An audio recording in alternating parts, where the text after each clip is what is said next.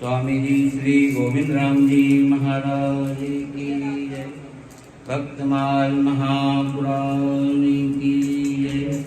नमः पार्वती पते हर हर हर महादेव। राम जी राम राम महाराज।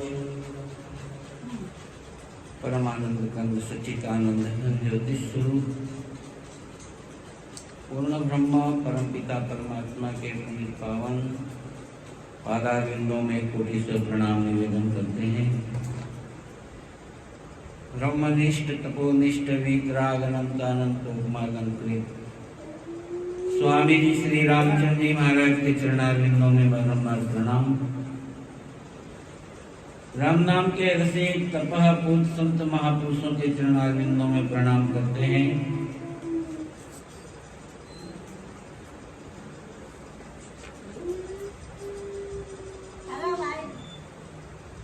श्रद्धा वात्सल्य ममतामयी माता बहनों,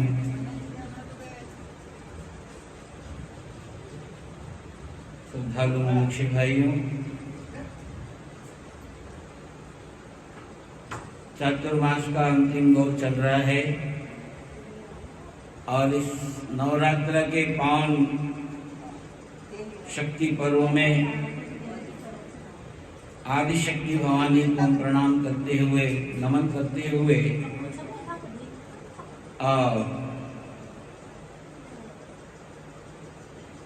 नाभाकृत भक्तमाल का पावन कथानक प्रसंग हम आपको श्रवण करवा रहे हैं। कलयुग में भगवान के एक से एक नाम लिहारी भगवान के भक्त हुए और उन भक्तों का पावन पवित्र चरित्र इस नाभाकृत भक्तमाल के माध्यम से हमको श्रवण करने को मिल रहा है। जैसा कि हमारे इस राजस्थान में वीरों की भूमि जो कहलाती है, ऐसे वीरों की भूमि में एक से एक भगवान के परम लाडले भक्त हो चुके हैं।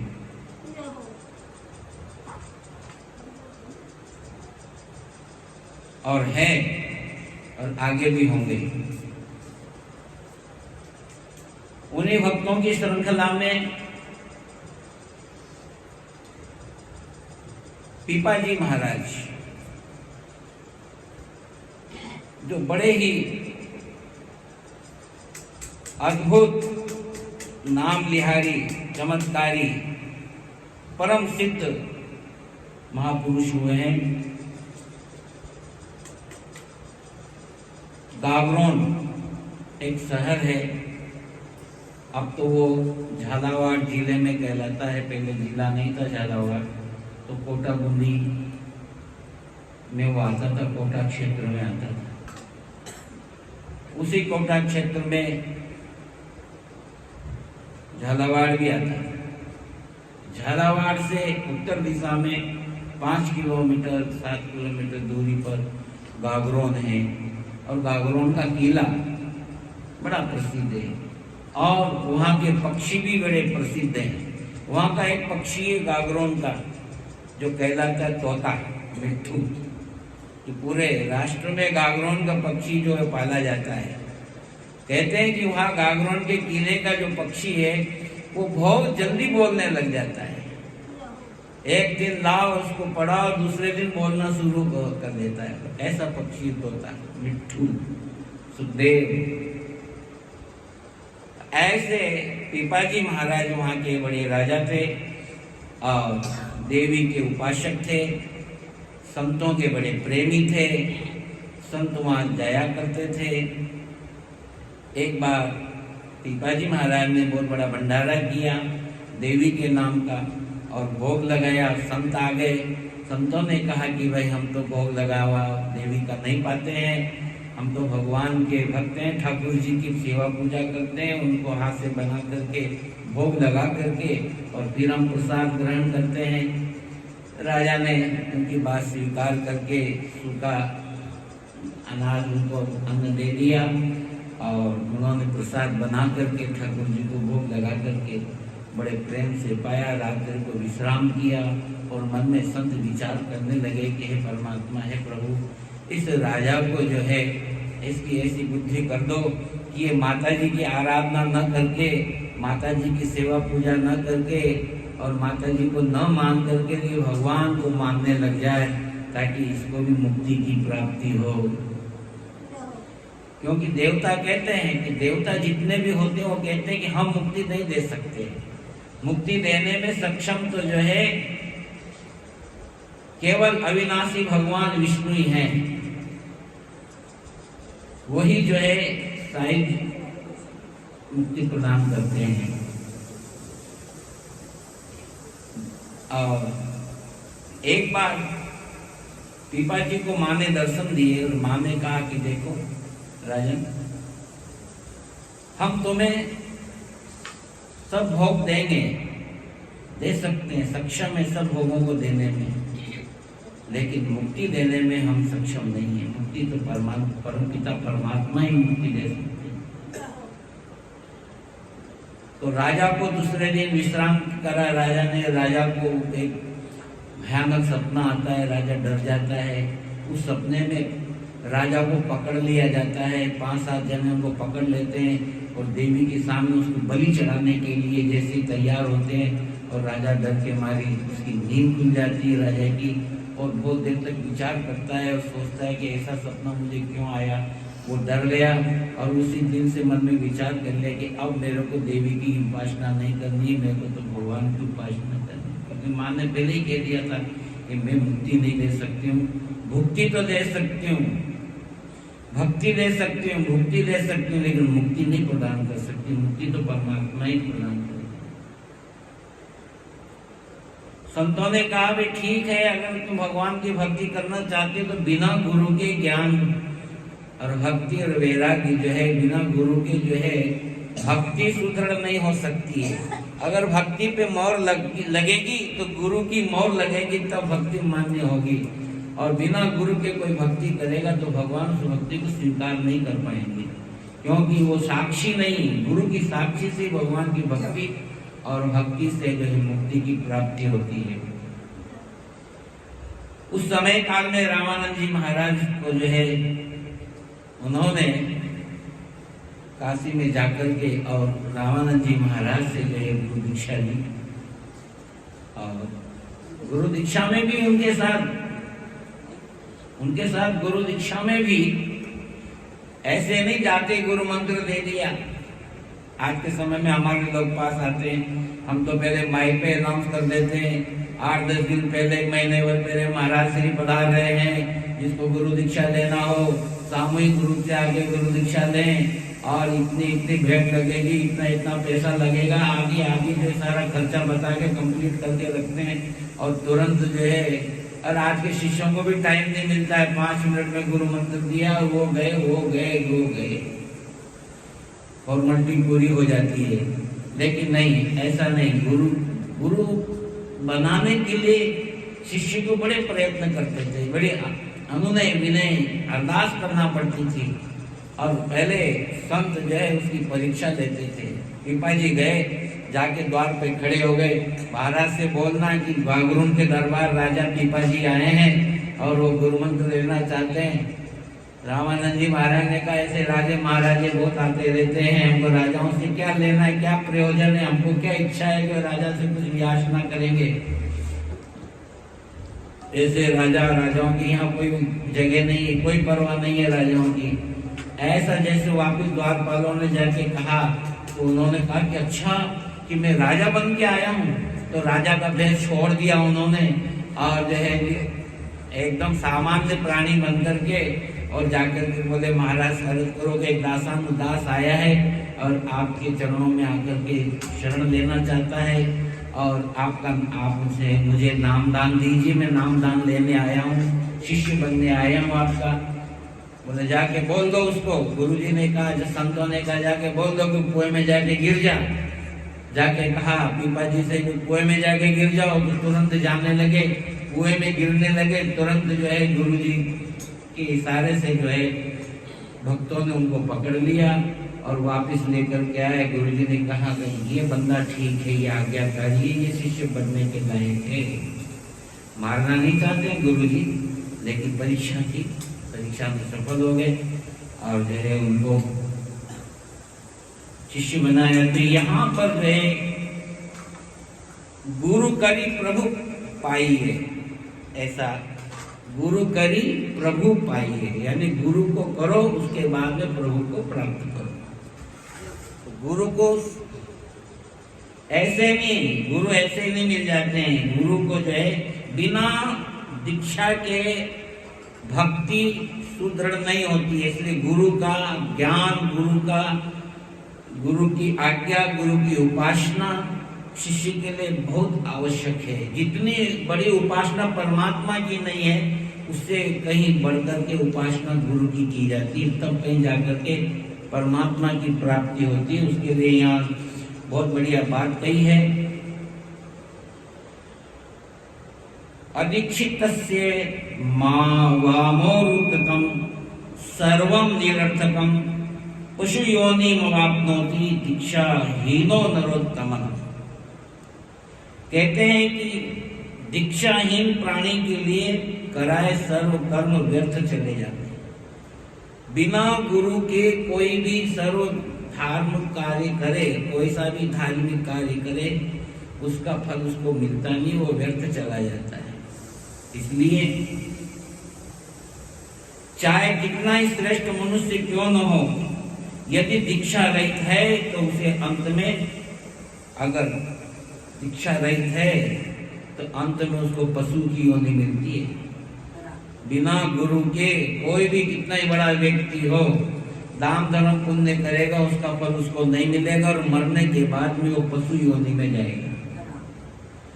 इसलिए कहते हैं कि बिना श्री वैष्णवी दीक्षाम प्रसादम श्री गुरु, बिना श्री वैष्णवम धर्म कथम भागवतो भवे।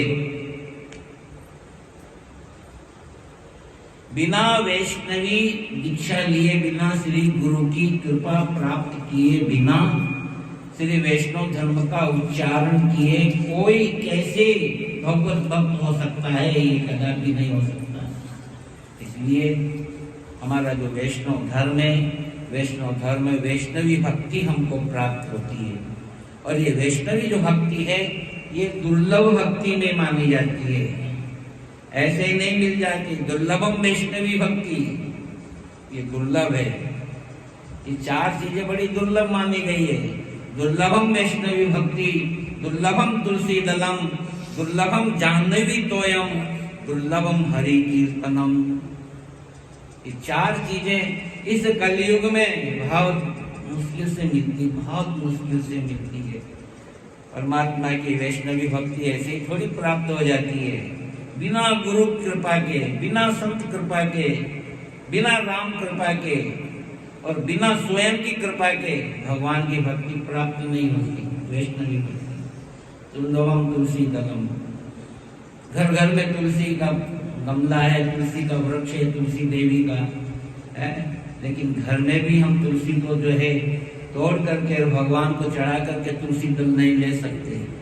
भाग्य में हो तो लेना, ये भी बड़ा मुश्किल है। घर में 10 प्राणी है, लेकिन 10 प्राणी में से कोई एक प्राणी भी लेता होगा, लेकिन 9 नहीं ले पाते, उनके भाग्य में नहीं, बड़ा दुर्लभ है। दुर्लभम वैष्णवी भक्ति, दुर्लभम तुलसी दलम और दुर्लभम जाह्नवी तोयम। जाह्नवी नाम गंगा मैया का है और गंगा में रोज स्नान करना किसको मिलता है? रोज गंगा में स्नान कौन कर पाता है? गंगा जी तो हरिद्वार में बहती है और हम तो यहाँ राजस्थान में बैठे हुए हैं, लेकिन हमारे घर में भी हम गंगा जल रखते हैं, वहां से लेकर के आते हैं और गंगा जल को हम रखते तो हैं, लेकिन गंगा जल रोज निकाल के उसमें हम पी नहीं पाते हैं। बोलो राम। उसको ग्रहण नहीं कर पाते, क्यों? कि भाग्य में नहीं है। तो गंगा जल का जो है बड़ा महत्व है, बहुत बड़ा प्रभाव है। गंगा जल तो अपने आप में एक बहुत बड़ी औषधि है, अमृत है, उसमें कीड़े नहीं पड़ते हैं। तो क्यों पड़ेंगे कीड़े? अरे भगवान शंकर की जटा में से गंगा जी का प्रादुर्भाव होता है, धरती पर आती है, भगवान के चरण धुलते हुए आती है, भगवान के चरणों तक है वो, तो भला उसमें कीड़े कैसे पड़ सकते हैं? एक बूंद गंगा जल हम नहीं पी सकते। रोज तो हम जो है 2-3 लीटर पानी पी जाते हैं, इधर उधर का पानी पी लेते हैं, लेकिन जो है गंगा जल की एक बूंद नहीं मिल पाती है हमको। इसलिए संतों ने अनुभव करके बताया दुर्लभम जाह्नवी तोयम, ये बड़ा दुर्लभ जल है। और दुर्लभम हरि कीर्तनम, जबकि इस कलयुग में भगवान की भक्ति का सर्वश्रेष्ठ साधन है तो नाम संकीर्तन है, और इस नाम संकीर्तन को अपनी जीवा पर हम हमेशा नहीं रख पाते हैं। खूब भजन सुनते हैं, खूब सत्संग सुनते हैं और ऐसे मूक होकर के सुनते हैं, जबकि कहा है कि कथा सुनो तो मूक होकर के मत सुनो। मूक का मतलब गूंगे होकर के मत सुनो, जीवान से राम राम राम राम करते रहो, होठ हिलते रहे। राम नाम मणिदीप धर, जिह दे हरिद्वार, तुलसी भीतर बाहर, जो चाहसी उजियार। एक परमात्मा का नाम संकीर्तन, देखो कीर्तन करने में जो है बड़ा जोर आता है, बड़ी ताकत लगती है। नाभि से भजन गाया जाता है, नाभि से कीर्तन किया जाता है, उससे बड़ा जोर लगता है। कीर्तन ऐसे ही थोड़ी हो जाता है। सुनना तो सरल है सज्जनों, सुनना बड़ा सरल है, लेकिन जो है उसको स्वीकार करना, उसको अमल में लाना, मनन करना, जब भी तो कहा है नवदा भक्ति में श्रवणम कीर्तनम स्मरणम। श्रवण करो, कीर्तन करो, स्मरण करो। बोलो राम। ये राम हम इसलिए बुलाते हैं कि हमारा मनी राम जो है ना, मनी राम, ये मनी राम भटकता रहता है, लुढ़कता रहता है, गोल पत्थर की तरह इधर का इधर लुढ़कता है, पारे की तरह, पारे से भी ज्यादा चंचल है, पारा हाथ में नहीं आता है। इसी तरह से मन जो है हमारे बस में नहीं आता है, बस में नहीं रहता। कथा सुनते सुनते मन इधर उधर जो चला जाता है, इसलिए उसको सचेत करने के लिए कथा का सारांश, उपदेश का सारांश, सत्संग का सारांश जो है वो याद दिलाया जाता है, स्मरण कराया जाता है कि तुम जो है उस परमात्मा को भूलो मत, एक क्षण रति मात्र में मत भूलो। तो हम आपको बता रहे हैं कि भगवान के जो है ये पाने के लिए जो दुर्लभ वस्तुएं हैं, दुर्लभ, ये बड़ी मुश्किल से, सब कुछ है हमारे देश में, ये चारों ही वस्तु निहित है, लेकिन ये प्राप्त होना बड़ा मुश्किल है। दुर्लभम वैष्णवी भक्ति, संसार के नाना प्रकार की दुनिया भर की तरह तरह की जो ज्ञान चर्चाएं और भी भक्तियां हैं वो मनुष्य करता है, लेकिन वैष्णवी भक्ति परमात्मा को उसी को प्राप्त होती जिसके ऊपर गुरु की कृपा हो। गुरु कृपा ही केवलम। दुर्लभम वैष्णवी भक्ति, दुर्लभम तुलसी दलम, दुर्लभम जाह्नवी तोयम, दुर्लभम हरि कीर्तन। गंगा मैया, हम उस देश के वासी हैं जिस देश में गंगा बहती है, लेकिन गंगा का एक बूंद जल गिरना भी हमको बड़ा मुश्किल हो जाता है। इसलिए यहाँ पर जो है गुरु की भक्ति को सर्वोपरि मानते हुए, श्रेष्ठ मानते हुए जो गुरु की भक्ति करता है, वैष्णवी भक्ति उसको प्राप्त हो जाती है। और वैष्णव धर्म का आचरण किए कोई कैसे रह सकता है? ये भगवत भक्ति जो है ये बहुत मुश्किल से प्राप्त होती है। तो पीपाजी महाराज ने गुरु को स्वीकार किया, पहले गुरु मंत्र प्राप्त किया, और गुरु मंत्र प्राप्त करने के बाद में जो है रामानंद जी आचार्य के जो है वो परम शिष्य बन गए। रामानंद जी महाराज ने उनको जो है मंत्र दीक्षा दे करके अपना शिष्य बनाया और इसके ऊपर विशेष कृपा की। देखिए